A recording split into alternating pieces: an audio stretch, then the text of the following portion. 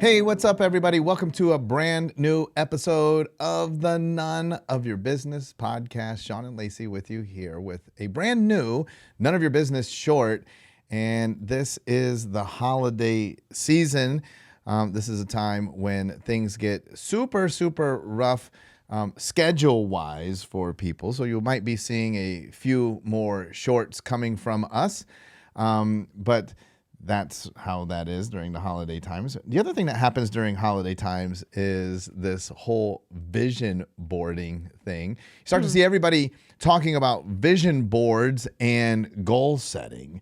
And first of all, I think that you don't want to wait until the end of the year to be thinking about vision or goal setting. I don't know why this is the vision goal setting time of years, because it's holidays, people are drunk, or what's happening? No, it's just because people have a tendency to take more time off this time of year. But everybody starts their resolutions on January 1st. Because people overindulge during this time of year, and so then they feel guilty.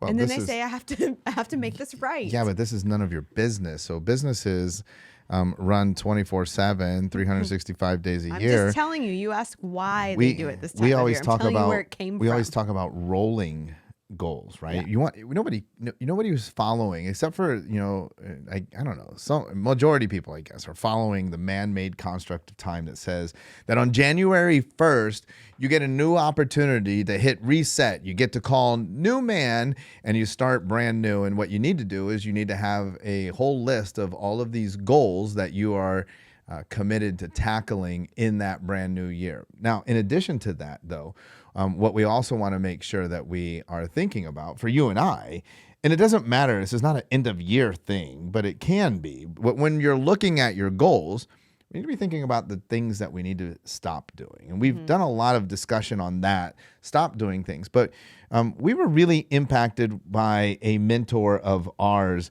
that talked about getting rid of the bottom 10% of productivity in basically all areas of your life in order to open up new possibility for bringing on new things. So if you are a vision boarder, a goal setter, this is the time of year right now when you are looking at this and you're thinking like, yeah, but how am I going to add all of these things that I'm supposedly committing to? One of the popular ones is going to the gym.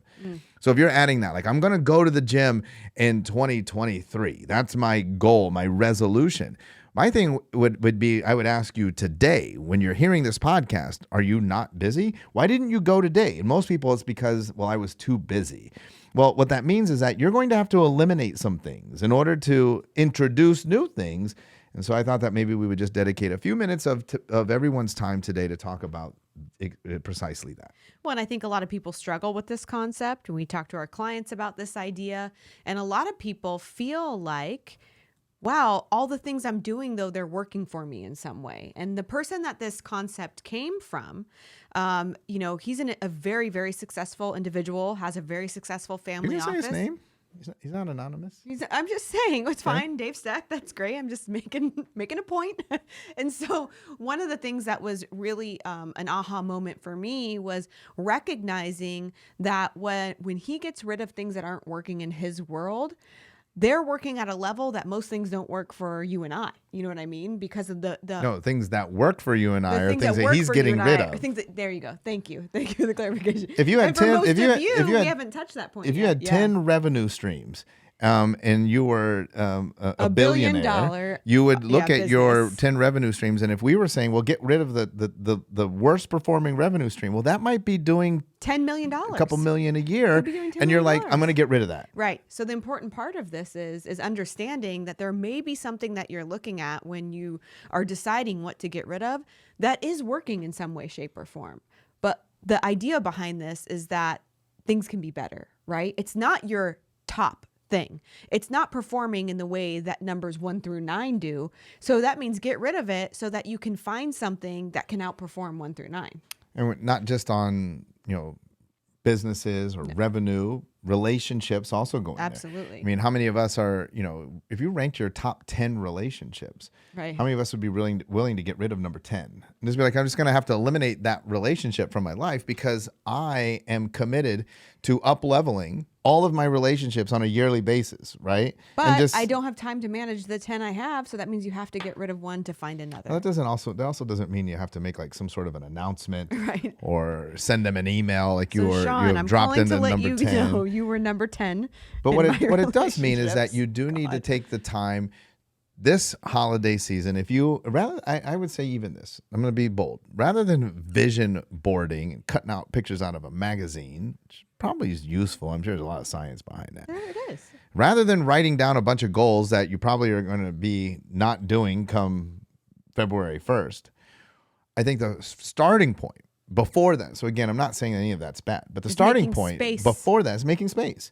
So let's do an analysis of various areas of your life. You pick the areas, revenue, business, relationships, personal, health and wellness, whatever, the top 10 things that you do for your own health and wellness. Self-care is a very popular term, and rank them.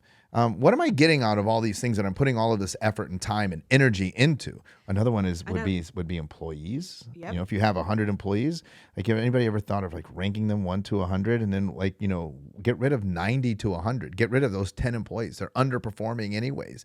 And then that allows you to bring on 10 new hires that have the potential to overperform, right? But any of these areas, looking at that bottom 10% and be willing to jettison that in an effort to make room for improvement. But and I growth. also need to say, this is a really important component of this. Sometimes you want to have, you have goals around health and wellness. And like Shawn was saying earlier, you may not have time for the gym.